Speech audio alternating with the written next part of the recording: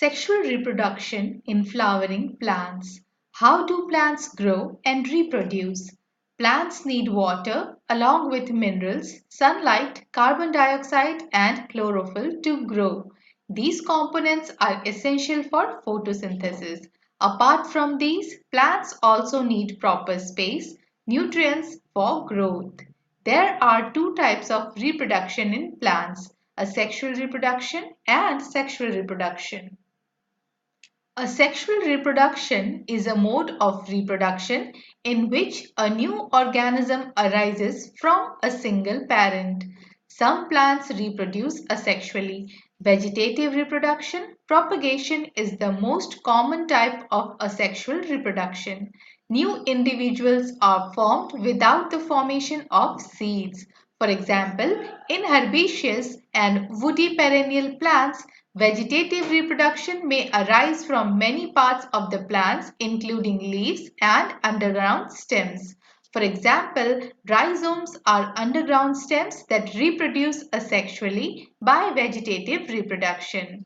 Disadvantages of asexual reproduction: no variation, as offspring are clones of their parents and they are more prone to extinction. Sexual reproduction. It involves fusion of male and female gamete by a process of fertilization. It involves mixing of genes from both the parents. Flowering plant shows sexual mode of reproduction and bears complex reproductive units as male and female reproductive units along with accessory structures. Flower is a modified stem which functions as a reproductive organ and produces ova or pollen. A typical angiospermic flower consists of four whorls of floral appendages attached on the receptacle: calyx, corolla, and androsium. Male reproductive organ consisting of stamens, and gynoecium composed of ovary, style, and stigma. Androecium is the collection of the stamens of the flower. Stamens are the male reproductive organs of the flower. Stamen is made up of anther and the filament. The long stalk-like structure is known as filament, whereas bilobed terminal structure is known as anther. Pre-fertilization structures and events. Several structural and hormonal changes lead to formation and development of the floral primordium. Inflorescence is formed that bears floral buds and then flower. In flowers, male and female differentiate and develops in which male and female gametes are produced.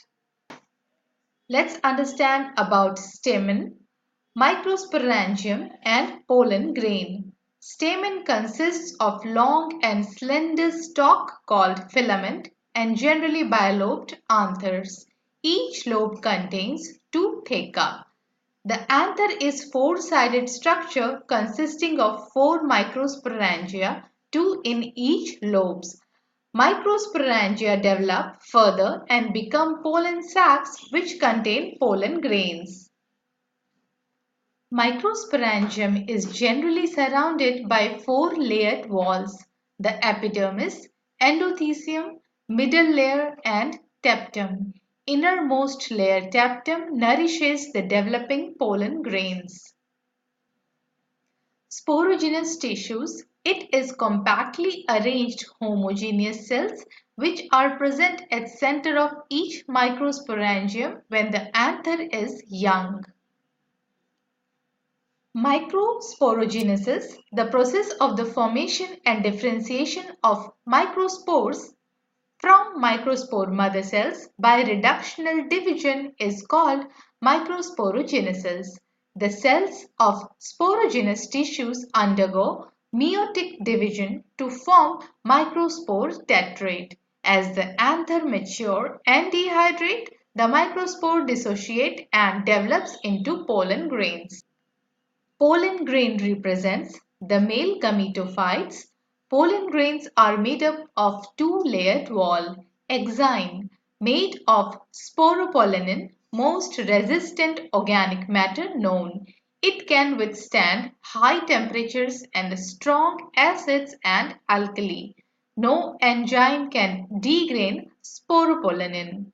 Next is intine. It is a thin and continuous layer made of cellulose and pectin. Germ pores, apertures on exine where sporopollenin is absent and forms pollen tube. A plasma membrane surrounds cytoplasm of pollen grain. So these were the definition of stamen, microsporangium and pollen grain. You can go through our website www.syft.in to go through the detailed chapter of sexual reproduction in flowering plants. Thank you very much.